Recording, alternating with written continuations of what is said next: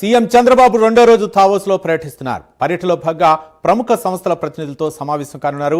IBM, Google cloud వంటి సంస్థలతో ముఖాముఖి భేటీలను నిర్వహించనున్నారు. పెట్టుబడులను ఆకర్షించడం, ఆధునిక సాంకేతికత, ఏఐ, గ్రీన్ ఎనర్జీ వంటి అంశాలపై సీఎం దృష్టి సారించనున్నారు. కాసేపట్లో సిఐ బ్రేక్ఫాస్ట్ సెషన్లో ది ఆంధ్రప్రదేశ్ అడ్వాంటేజ్ అనే అంశంపై చంద్రబాబు నాయుడు ప్రసంగిస్తారు. స్పీడ్ ఆఫ్ డూయింగ్ విధానంలో తీసుకుంటున్న నిర్ణయాల గురించి వివరించనున్నారు. పోర్టు ఆధారిత అభివృద్ధి, మౌలిక సదుపాయాల కల్పన, మానవ వనరుల నైపుణ్యం వంటి అంశాల్లో తీసుకుంటున్న శ్రద్ధ, అమలు చేస్తున్న చర్యలను తెలపనున్నారు సీఎం చంద్రబాబు.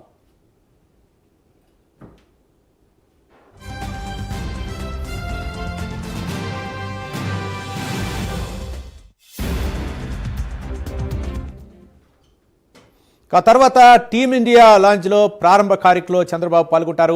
ప్రపంచ పెట్టుబడిదారులతో ముఖాముఖి చర్చలు జరుపుతారు. దిగ్గజ ఐటీ సంస్థలో IBM chairman Arvind Krishna, Google Cloud CEO Thomas కురియన్తోనూ వేరువేరుగా భేటీ అవుతారు.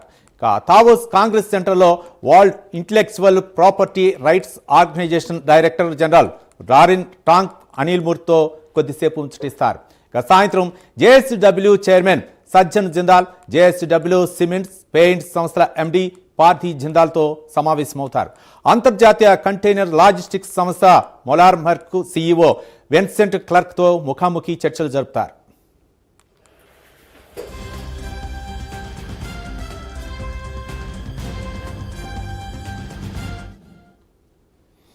ముఖ్యమంత్రి చంద్రబాబు నాయుడు దావోస్ పర్యటనపై మరిన్ని వివరాలు మా కరస్పాండెంట్ శ్రీహరి లైవ్ ద్వారా అందించడానికి సిద్ధంగా. శ్రీహరి. రైట్ రవి, ఏదైతే సీఎం చంద్రబాబు దావోస్ పర్యటన ఉందో ఈ దావోస్ పర్యటన సందర్భంగా అయితే రెండో రోజు అయితే దావోస్లో పర్యటిస్తున్నారు. అయితే రాష్ట్రానికి పెట్టుబడులు ధ్యేయంగా అయితే సీఎం చంద్రబాబు, అదేవిధంగా మంత్రి నారా లోకేష్, అదేవిధంగా మరో మంత్రి టీజీ భరత్తో పాటు ఏదైతే రాష్ట్ర అధికారులు ఉన్నారో వీరంతా కూడా దీంట్లో అయితే ప్రధానంగా పెట్టుబడులే ధ్యేయంగా అయితే పనిచేస్తున్న పరిస్థితి. రెండవ రోజు దావోస్ పర్యటనలో అయితే సీఎం చంద్రబాబు, అదేవిధంగా మంత్రి నారా లోకేష్ బృందం ఏదైతే ఉందో వీరంతా కూడా బిజీగా గడుపుతున్న పరిస్థితి.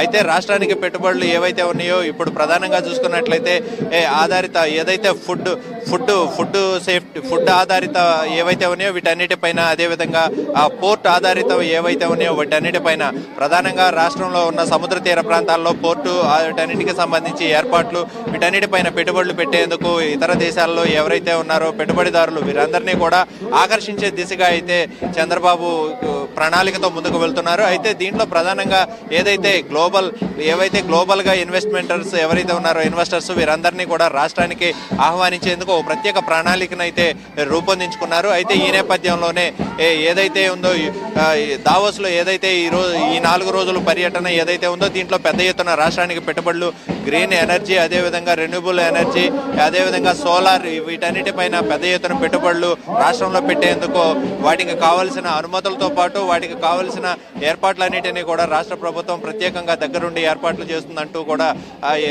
ఎవరైతే పెట్టుబడిదారులు ఉన్నారో వీరందరికీ కూడా వివరిస్తున్న పరిస్థితి.